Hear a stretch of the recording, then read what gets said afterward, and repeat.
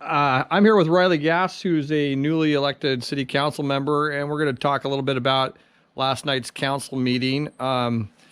Real quick, Riley, you're new to the council. What motivated you to run, and how is the experience so far?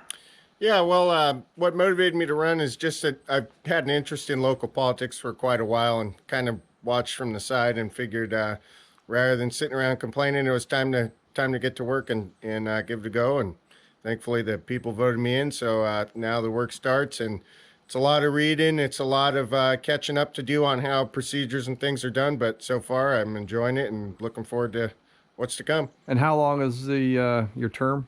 3 years. A 3-year term on the Yeah. city council. Great. So last night you guys had a meeting. What was the major discussion was regarding the port RFP process?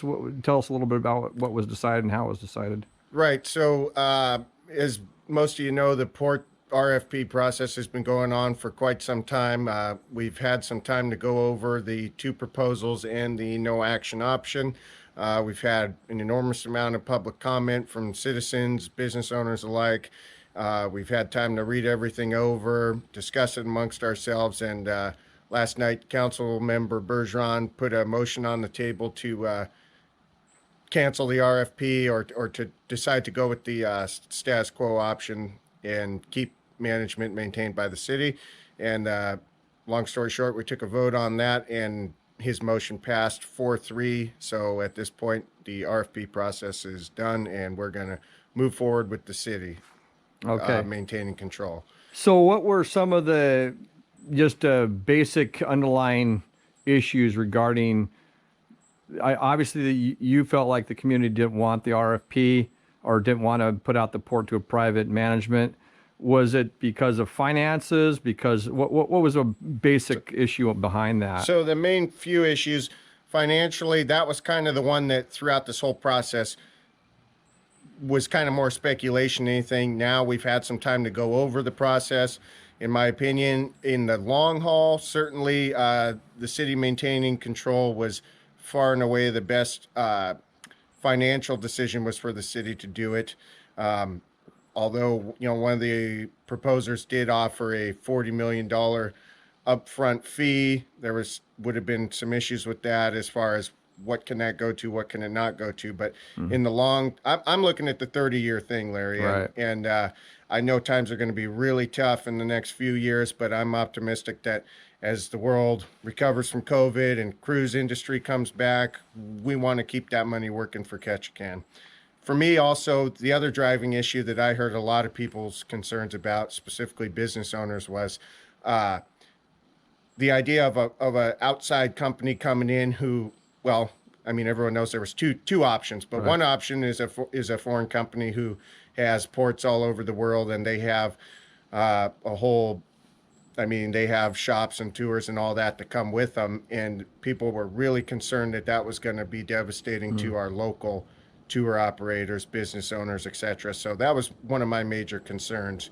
So with this option, there's not a middleman coming in that's going to charge big fees or anything like that to the tour operators, and so that was kind of my other main issue.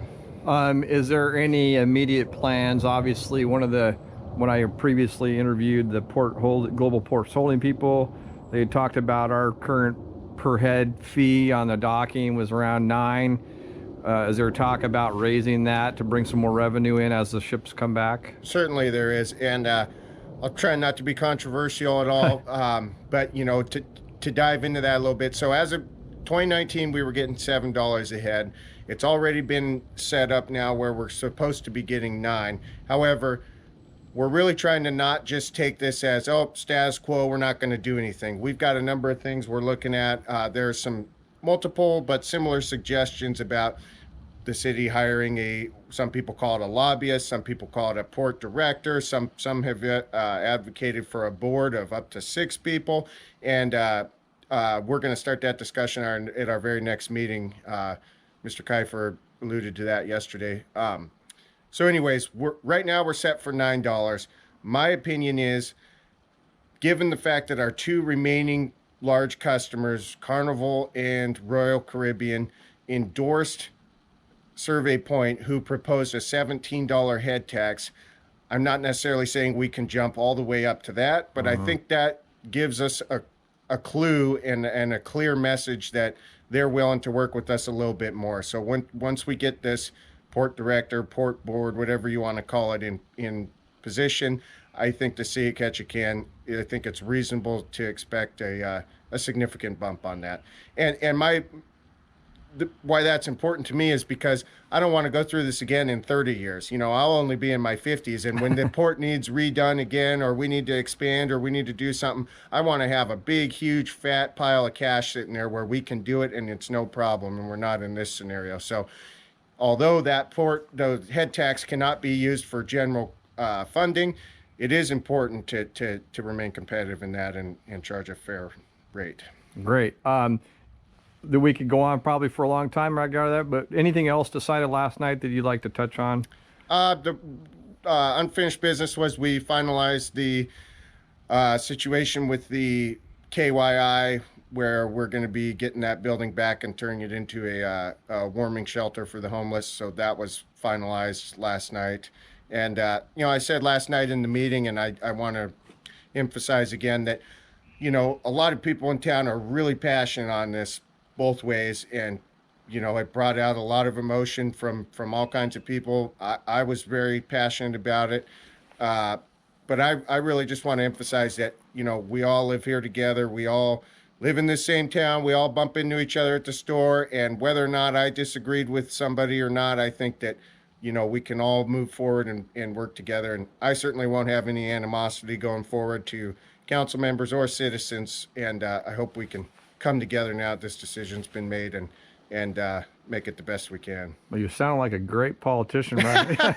Yeah. Well, hey, I congratulate you on your seat, and good luck to you here over the course of your tenure. And we'll do another one of these in the future. Thanks All for right. talking. Thanks, Larry.